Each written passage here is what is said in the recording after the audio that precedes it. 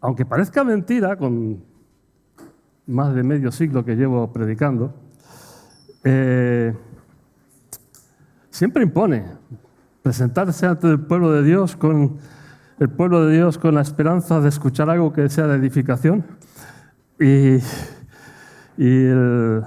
la responsabilidad, ¿no?, de decir, bueno, Dios, quiero hablar de tu parte, quiero ser fiel contigo y con tu pueblo, con sus aspiraciones a ser edificados en medio de una reunión. Pero la verdad es que cuando nos reunimos como pueblo de Dios y empezamos a cantar y alabar a Dios, como hemos hecho ahora, eso te infunde de tanta fe que vienes aquí y dices, pues nada, pues a por ello, porque Dios está presente en esta reunión. Amén. Dios está presente en esta reunión. Lo hemos sentido en nuestra alabanza, en nuestra adoración. Y no creo que ahora se vaya a marchar porque voy a hablar yo. Más bien quiero esperar que inspire mis palabras y mis pensamientos que os voy a compartir. Mi tema de hoy es el Salvador Jesús. Sobre Jesús como Salvador se podrían decir muchísimas cosas. Pero claro, hoy voy a limitar a lo que se puede decir en 20 minutos o así. Entonces, sé que lo que digo hoy pues, será parcial. Tal vez alguna cosa que pienses tú que es importante acerca de Jesús como Salvador no lo haya dicho, pero yo también comprendo que hay cosas que, primero, se podrían matizar y cosas que igual ni siquiera menciono, pero que se podrían mencionar. Esta charla de hoy viene un poco siguiendo la secuencia de varias que vengo dando desde mayo, y quien se las haya perdido, en fin, quien no lo haya visto, no haya estado aquí presente, pues lo puede ver en el canal YouTube de la Iglesia, YECUA. Pero vamos, en mayo hablé acerca del Salmo 40, el auxilio divino, lo natural, lo bueno que es clamar a Dios, implorar a Dios como Salvador. Dios, reclamar la salvación de Dios es normal, es natural. Y luego hablé acerca, tratando de pensar, bueno, ¿qué es esto de la salvación? Y os hablé acerca de salvados de y salvados para. ¿De qué cosas, por qué cosas típicamente clamamos a Dios y luego qué fines, qué propósitos tiene Dios? ¿Esto hay algo de eco o algo así? Bueno, ya lo estarán solucionando. Pues eso, ¿para qué nos salva Dios? ¿Qué es lo que pretende Dios al salvar? Y luego la última vez que estuve aquí hablando, os hablé acerca de nuestros textos, los textos sagrados de la fe cristiana, y cómo ellos contienen palabras de salvación. No son la palabra de Dios, porque la palabra de Dios, según Juan, es la persona de Jesús, de lo que vamos a hablar hoy, pero sí contienen palabras de salvación, palabras que nos libran de muchas meteduras de patas y nos ayudan a vivir vidas sabias, vidas responsables, vidas que traen felicidad y bendición a nosotros mismos y especialmente tal vez al prójimo. Entonces hoy, mi cuarto tema, supongo que será el último sobre este tema de salvación, es acerca de el Salvador Jesús. He decidido hacer una especie de encuesta del Nuevo Testamento para ver qué nos cuentan acerca de Jesús como Salvador. Entonces, en los Evangelios, primero, ¿qué salvación pretendían de Jesús las multitudes? Cuando ellos acudían a Jesús, ¿qué es lo que esperaban de Él? Y se me ocurren dos cosas. La sanación de enfermedades, es muy típico. Venían a Él, le traían enfermos ellos mismos si podían, iban ante Él y lo que le reclamaban, Jesús, pues apiádate que estoy ciego, apiádate que estoy ciego, que quiero ver. En fin, o alguien que estaba, que ni siquiera podía andar, que tenía que llevarle en un camastro para que pidiera limosnas, pues estaba ahí postrado y Jesús le sanaba. Y la otra cosa es lo que podríamos llamar exorcismos o liberación de demonios. Lo que pasa es que esto de los exorcismos y los demonios, pensamos que sabemos de qué hablamos y no tenemos ni idea de lo que estaban pensando en aquella época, hace 2000 años. Era otra civilización, otra manera de entender la vida y las realidades espirituales. Entonces yo hablo aquí, más bien lo concibo como influencias malévolas invisibles. Cosas que nos influyen, que nos agobian, que nos amargan la vida. En aquella época realmente, en aquella época y lugar, lo que más les agobiaba era la presencia del ejército invasor, el ejército de ocupación romano, y como se entendía que los dioses eran los que concedían poder a los distintos reinos y a sus ejércitos, se entendía que había aquí una presencia donde el ejército romano representaba el poder de los dioses romanos. Entonces era una influencia de los dioses extranjeros que estaban dominando sobre Israel, y eso les creaba muchísimo agobio mental, muchísimo sufrimiento, porque era sufrimiento físico, material, estar un pueblo sometido a un ejército de ocupación imperialista extranjero, pero que eso naturalmente genera todo tipo de penurias y de malestar. Y la gente a veces acudía a él, a veces traían a otro a él, a veces Jesús mismo tomaba la iniciativa y liberaba de estas influencias malignas que estaban agobiando al pueblo. Así que esto es lo que más o menos pretendían de él, según yo leo los evangelios. Seguramente me he saltado cosas. Ahora, cuando Jesús predicaba, ¿qué es lo que él estaba promocionando? ¿Qué es lo que él pensaba que traía como salvación de Dios al pueblo que le escuchaba? Y bueno, una de las cosas obvias es el reinado de Dios o reino de Dios. Yo prefiero el reinado de Dios, esto lo aprendí de Antonio González, porque reino es un territorio, mientras que reinado, por ejemplo, acaba de empezar esta semana el reinado de Carlos III de Inglaterra. El reino de Inglaterra sigue siendo el mismo, pero el reinado ya es el de Carlos III. Entonces, el reinado de Dios, la época cuando Dios gobierna sobre la humanidad. Entonces Jesús anunciaba esto como algo que era inminente. Dios va a gobernar sobre los asuntos de la humanidad. Hay una nueva realidad de Dios presente entre nosotros para guiarnos, para tomar iniciativas de gobierno para traer bienestar, para traer protección y todo lo que se espera de un rey benévolo, un rey benéfico, el reinado de Dios. Luego, Jesús hablaba mucho de la llegada del Hijo de un Hombre. Ahora es curioso esta frase porque solamente la usa Jesús, y habla del Hijo de un Hombre y no ni del Hijo de Dios, como por ejemplo, Hijo de un Dios, el César. Desde que Julio César, una vez asesinado, se suponía en la religión oficial estatal romana que había ascendido a los cielos y ahora estaba entre los dioses como un dios más. Entonces Octavio, su sobrino, que fue adoptado por César, y acabó con el imperio gobernando como Augusto César.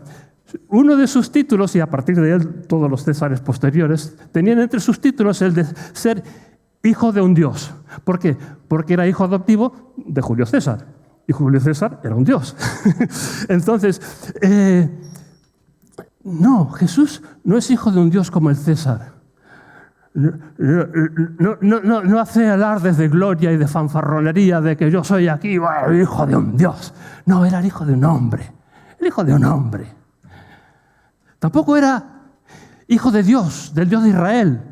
En el Salmo 2 se dice acerca de la dinastía de David, los distintos reyes cuando eran ungidos como rey en Israel, apelaban a este Salmo 2 donde decía: tú eres mi hijo, Yo te he engendrado, ni siquiera adoptado. Yo te he engendrado hoy, dice el Salmo.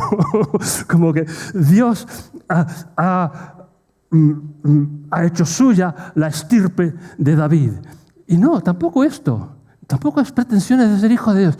Hijo de un hombre, un hijo de un hombre. Y esto, Jesús hablaba de la llegada de un hijo de un hombre.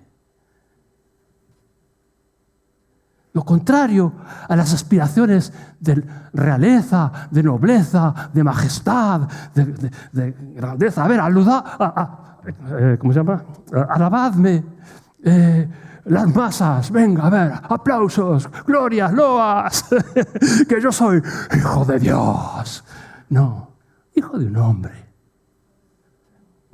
Y esto nos trae entonces al tema de la muerte de Jesús.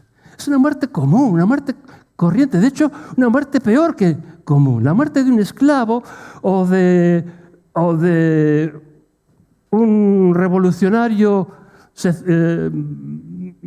que se alza contra las fuerzas del imperio. Era la muerte realmente reservada. Ningún romano era crucificado, nunca. Eran crucificados los esclavos que se habían escapado y los volvían a atrapar, y eran crucificados los subversivos, los revolucionarios, los que pretendían derrocar el imperio. Entonces es una muerte de malhechor, una muerte corriente, normal, vulgar, una muerte vulgar. Todo lo contrario, otra vez, la gloria de un Dios o de un grande, de un rey. Jesús es humano. Y nos invita a nosotros también a aspirar a ser humanos, a ser personas de bien, personas normales, sin pretensiones, sencillamente dedicados, como Jesús mismo, a bendecir a los demás y a traer un poquito de bien al mundo a nuestro alrededor, que de males ya estamos sobrados y hace falta gente que contribuye a mejorar nuestra existencia. Qué bonito, ¿verdad? Llegada del Hijo de un hombre. Luego también hablaba Jesús de la llegada de un otro consolador, el Espíritu Santo. Dice, es necesario que yo me vaya, y cuando yo me vaya vendrá otro consolador. Y hablaba del Espíritu Santo, y esto lo tenemos en los Evangelios, pero incluso en el primer capítulo de Hechos, la promesa de que Él iba a derramar su Espíritu Santo. Su última conversación con los discípulos antes de ascender al cielo. Él les habla, esperad en Jerusalén, que ya vendrá el Espíritu Santo. Con todo lo que eso indica de potencialidad espiritual, sobrenatural, inexplicable en la vida humana.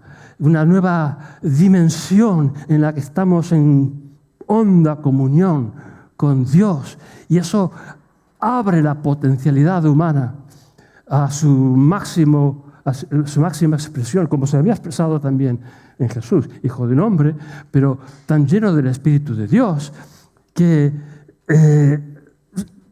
sucedían cosas a su alrededor por su actividad que eran asombrosas, que dejaban pasmada a la gente. Pero no por divinidad, sino porque en Él estaba manifestándose el poder del Espíritu de Dios que Él promete a todos sus seguidores también.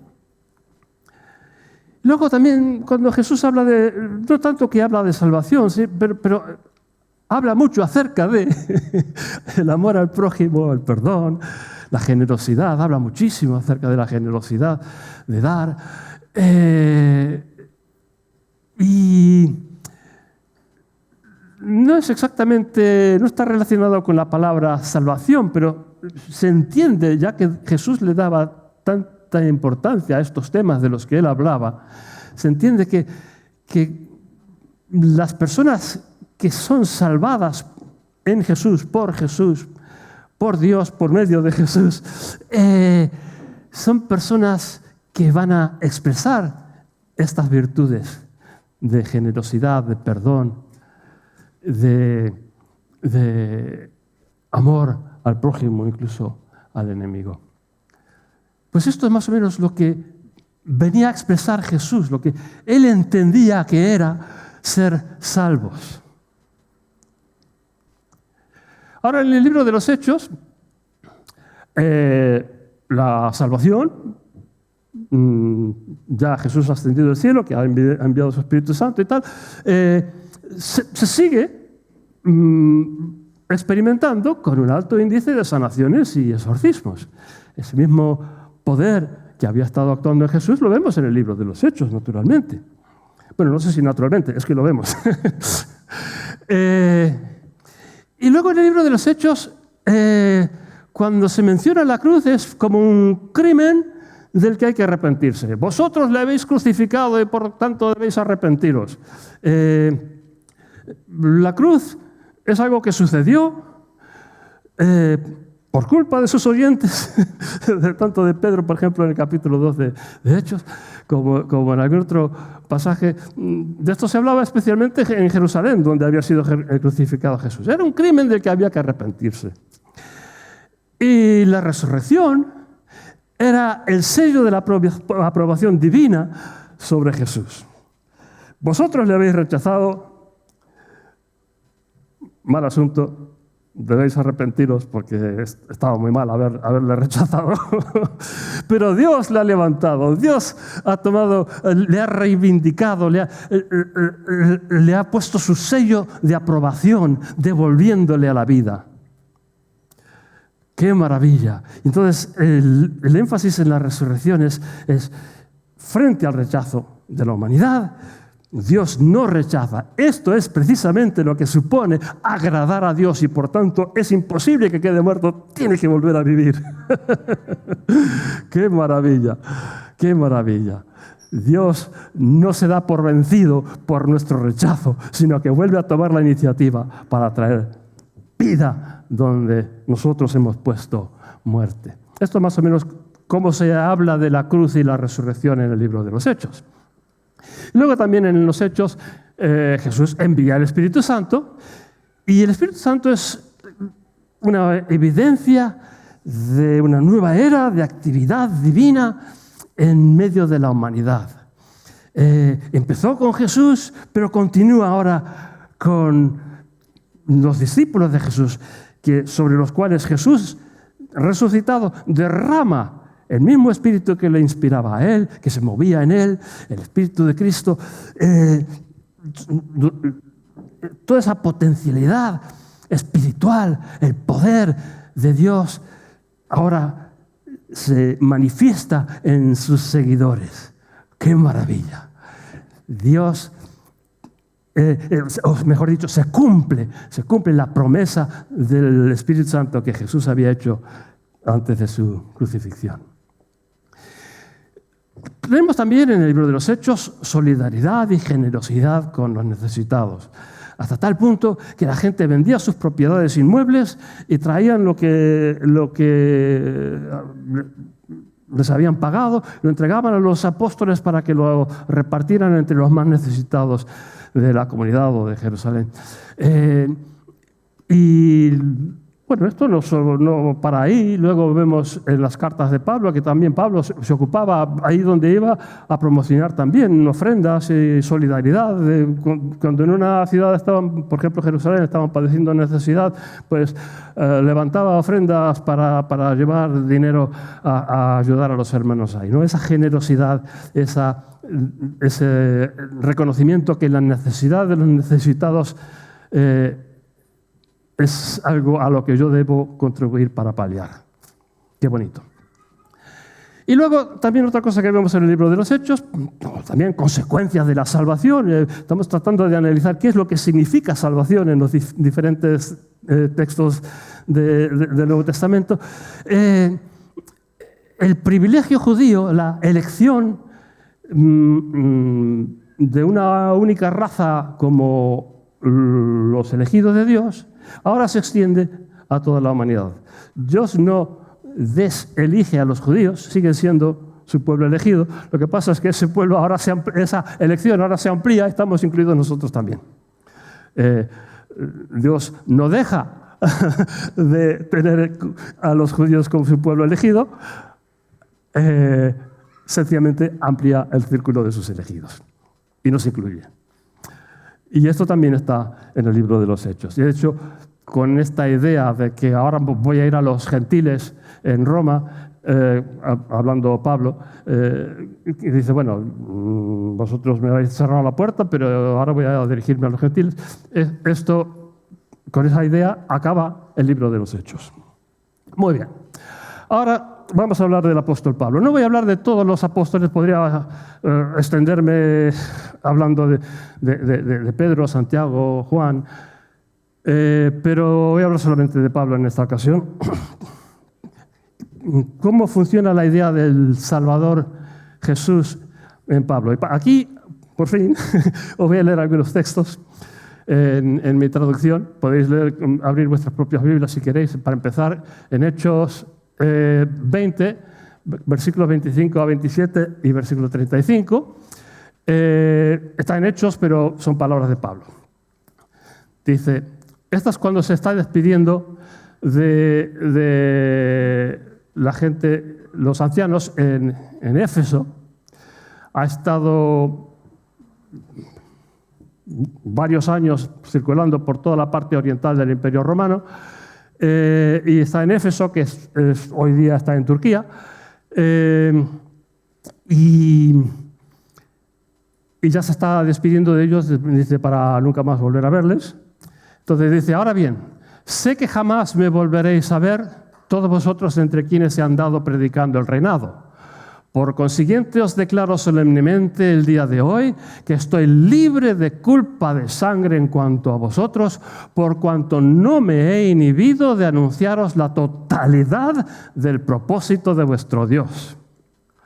Os he indicado claramente que es asimismo, con esmero, que debéis apoyar a los débiles y recordar las palabras del Señor Jesús que dijo él mismo, es inmensamente más grato dar que recibir.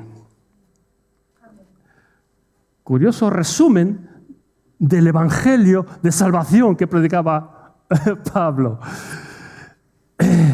La salvación por medio de Jesús vendría a resumirse entonces en aprender a compadecerse de los débiles, ser generosos. Eso, si os he enseñado eso, he despachado mi función como evangelizador, os he predicado la salvación de Dios por medio de Jesús, sois salvos. ¿Por qué? Porque os he enseñado que debéis compadeceros de los débiles y ser generosos. No es exactamente lo que nosotros diríamos como resumen de la salvación. ¿Qué significa ser salvo? Pues me aventuro a imaginar que la mayoría de nosotros no empezaríamos por ahí. Ni tampoco daríamos por concluido el tema expresándonos de esta manera. Vamos ahora a 2 de Corintios. A ver, no, me falta... bueno, no, más o menos, ya, esto ya lo he dicho. Vamos al siguiente. 2 de Corintios 5, del 17 al 20. Escribe así Pablo: así que con tal de que alguien esté en Cristo, la creación entera se renueva. Todo lo que existió antes ha desaparecido. Mira, está nuevo. Todo esto procede de Dios, que nos reconcilia consigo gracias a Cristo y nos encomienda el ministerio de la reconciliación. Es decir, que Dios estuvo en Cristo reconciliando al mundo consigo sin considerar sus infracciones para encomendarnos a nosotros el mensaje de reconciliación. Entonces, hacemos de embajadores de parte de Cristo, como si Dios mismo apelara por medio nuestro: reconciliaos con Dios.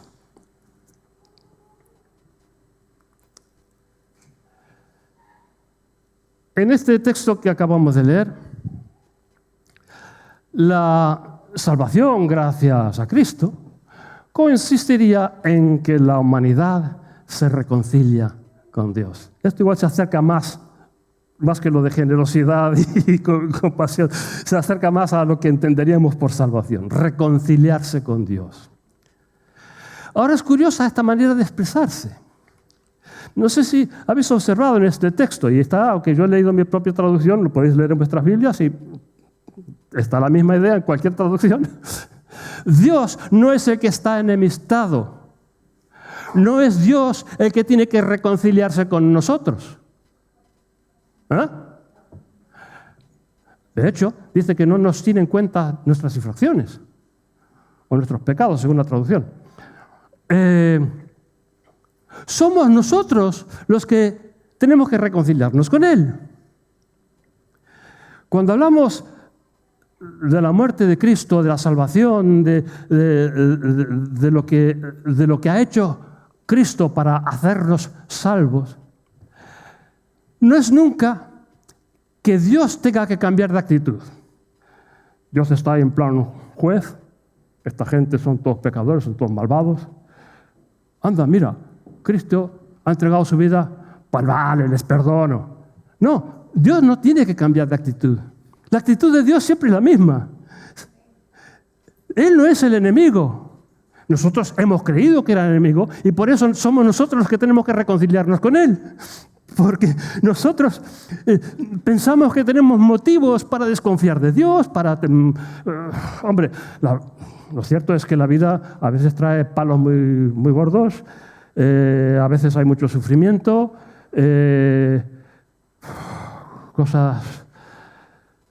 sufrimiento a todo nivel, físico, pero también económico, psíquico, cosas que nos han hecho, y a veces pensamos que tenemos derecho para tener resentimientos contra Dios. Si Dios fuera bueno, pues estas cosas no me tendrían que estar pasando.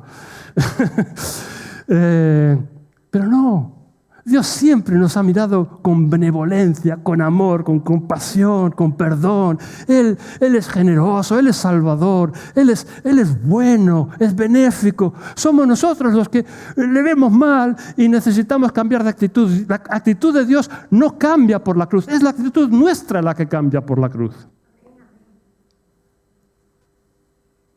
Chocamos ante la cruda realidad al ver a Jesús en la cruz de a dónde lleva nuestra maldad y decimos, qué malos somos. Haría falta reconciliarse con Dios para dejar de ser tan malos. Y ahora, por último, Romanos 6, versículos 4 al 11. Hemos sido sepultados con Él por virtud del bautismo a la muerte, para que así como Cristo resurgió de entre los muertos por la gloria del Padre, así también nosotros nos dediquemos a una vida nueva.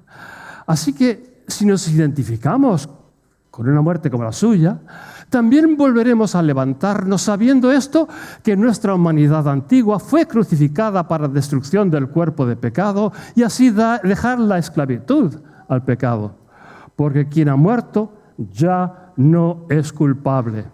Pero si hemos muerto juntamente con Cristo, confiamos que también viviremos con Él. Sabemos que Cristo, resurgido de la muerte, ya no muere. La muerte ya no tiene poder sobre Él. Pero con la muerte desaparece de una vez por todas el pecado. Y así también vosotros, considerad que ya habéis muerto al pecado y sin embargo seguís vivos para Dios, al hallaros en Cristo Jesús. Entonces, aquí vemos varios elementos. Primero, Cristo murió y sin embargo vive. Nosotros tenemos una vida nueva, libre de pecado, por cuanto nos identificamos con su muerte en el bautismo. Al bautizarnos, nos identificamos con Él, entonces somos libres de nuestra antigua manera de ser porque hemos asumido su manera de ser. Identificados así con Cristo, somos inseparables de Cristo y esto nos da poder sobre la tentación al mal. Esto es más o menos resumir en mis propias palabras lo que expresó Pablo mucho mejor en sus propias palabras en el libro en su carta a los romanos.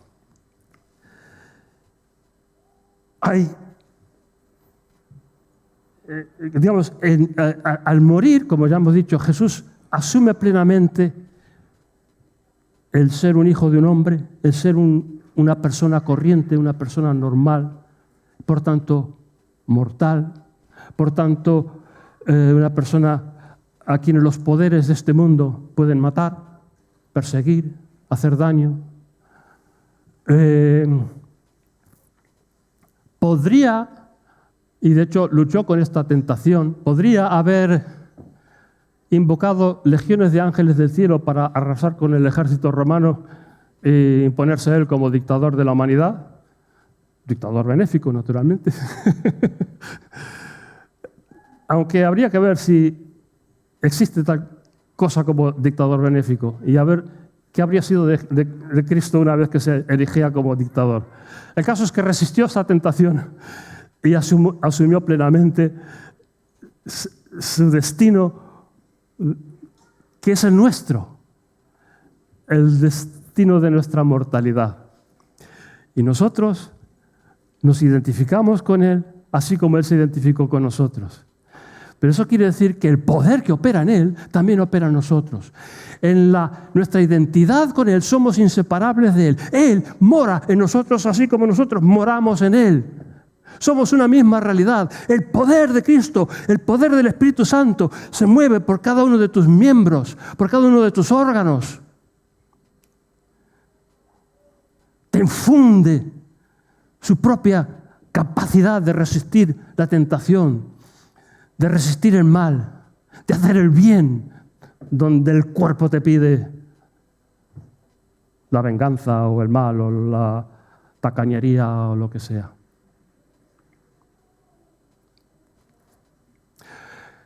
Por último, el Apocalipsis de Juan. Y aquí vemos la salvación expresada de otra manera. Todas estas maneras no son incompatibles, al contrario, cada una de ellas nos enseña algún aspecto, y hay muchas más cosas, muchos más textos que podríamos recurrir en la Biblia, pero en fin, el Apocalipsis. Y aquí tenemos el enorme contraste entre el Cordero y la Bestia. El Apocalipsis va de eso. ¿De qué va el Apocalipsis? Del contraste entre el Cordero y la Bestia. Del contraste entre el César y Cristo.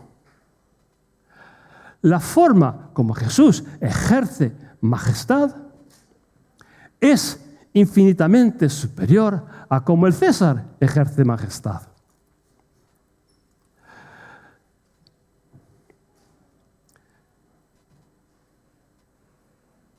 Jesús vence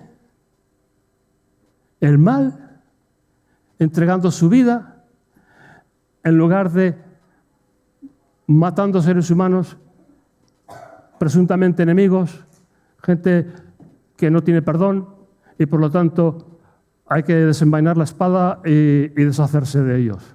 No, así es como gobierna el César. Jesús no gobierna matando, gobierna muriendo. No vengándose, sino perdonando. No imponiéndose, sino haciendo una invitación y que cada uno decida si quiere responder o no a la invitación. Sí, nos arrodillamos a Jesús, pero no porque el protocolo indique ahora tenéis que arrodillaros porque estáis ante mi presencia. No, nos arrodillamos voluntariamente porque nos sale de dentro.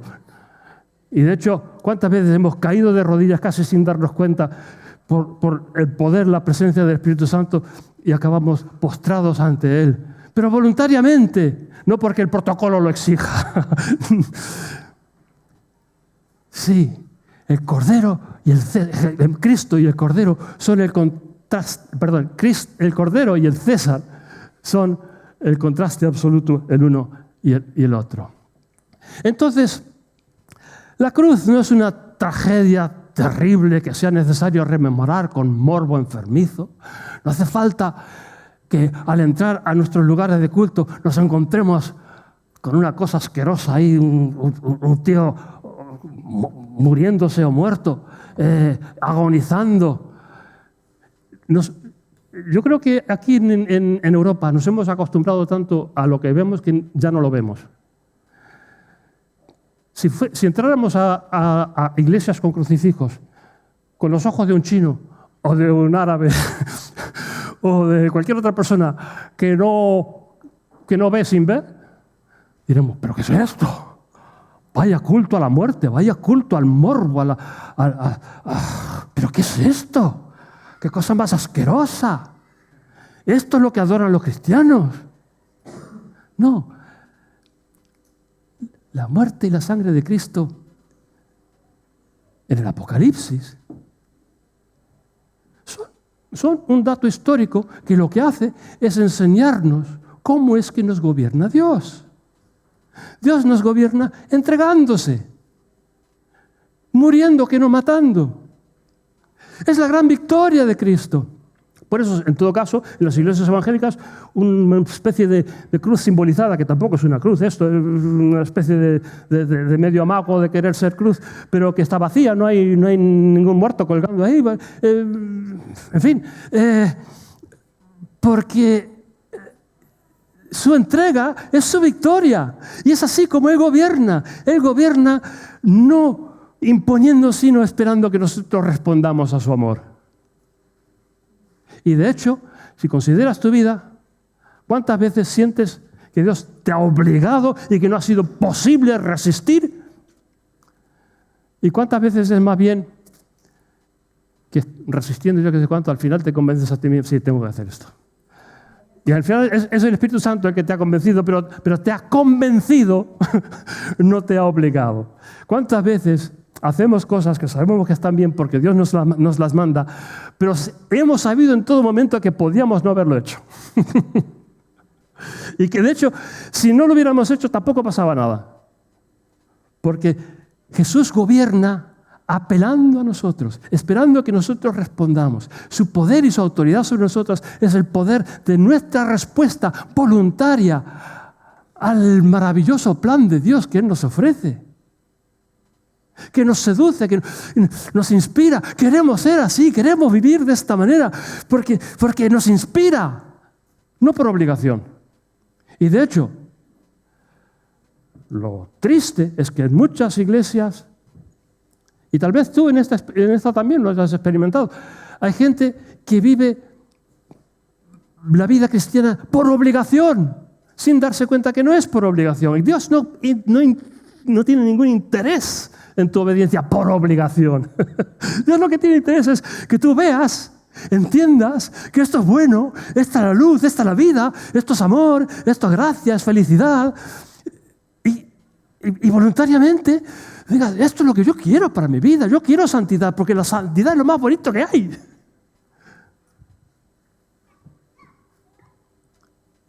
Y esto lo vemos en el Apocalipsis de Juan. Sí, lo vemos en el Apocalipsis de Juan.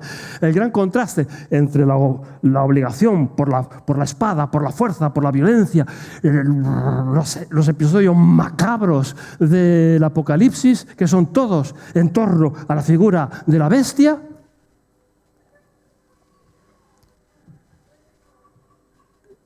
y las loas y las alabanzas del que está sentado en el trono y el Cordero. Inseparablemente, el que está sentado en el trono y el Cordero. A Él sean alabanzas y glorias por los siglos de los siglos. El Cordero, el que se entregó, el que nos enseña de una vez por todas cómo es que Dios gobierna los corazones humanos. Entregándose, no mandando. Y con esto lo he dicho todo. El Salvador Jesús, entonces, resumiendo, llena nuestra vida de potencial sobrenatural, milagroso, inexplicable, contra los males que nos acosan. Al enviar el Espíritu Santo nos da un potencial antes inimaginable. Ahora el poder de Dios mismo opera en nosotros para ser generosos y compasivos y resistir la tentación. Al gobernarnos muriendo, que no matando, nos demostró de una vez por todas la buena voluntad de Dios Padre, reconciliándonos con Él. Dicho lo cual, esta es mi invitación esta mañana. Os invito a poneros de pie los que queráis y podáis.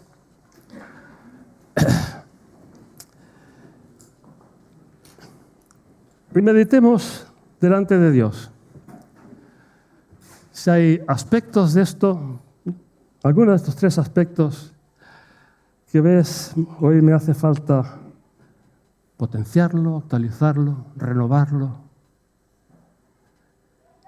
Pídeselo a Dios por lo bajines o por lo alto, como quieras, en silencio, orando en voz alta, en fin, cada cual verá.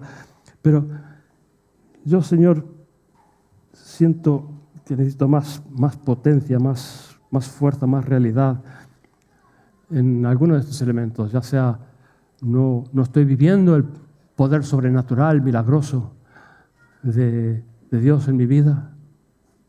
El Espíritu Santo no me está inspirando a santidad y compasión.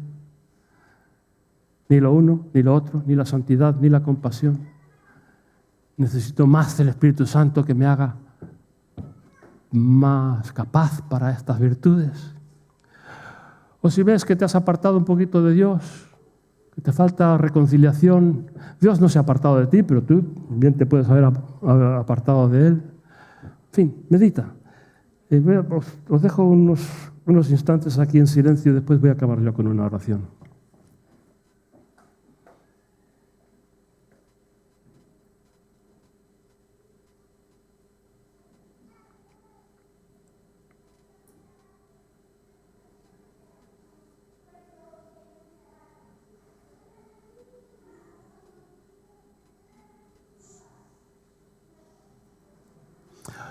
Oh Salvador Jesús, venimos ante ti esta mañana regocijándonos en tu salvación.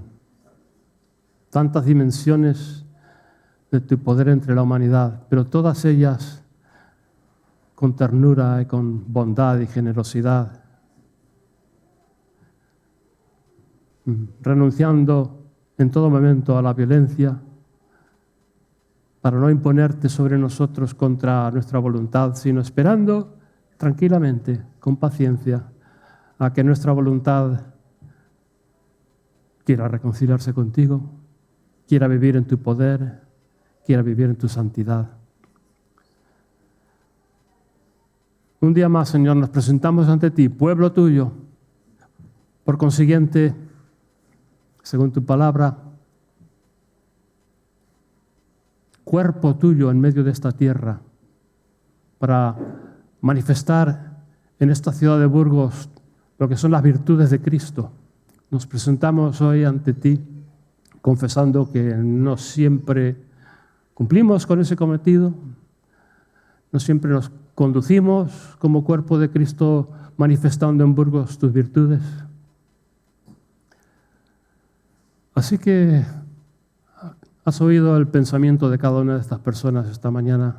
Renuévanos en ti, en tu poder, en tu espíritu, en reconciliación contigo.